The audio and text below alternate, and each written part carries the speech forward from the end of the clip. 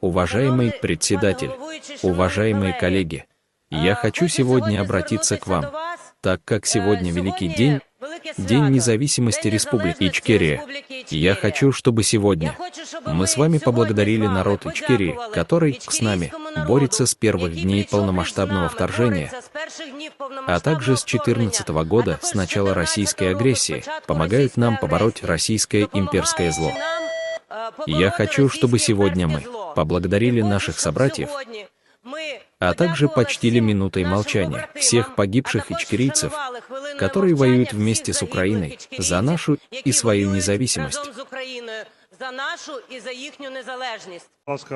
Прозвучала предложение поздравить народ Ичкерии с Днем независимости, почтить минутой молчания наших собратьев, которые начали раньше всех воевать с этим русским нашествием.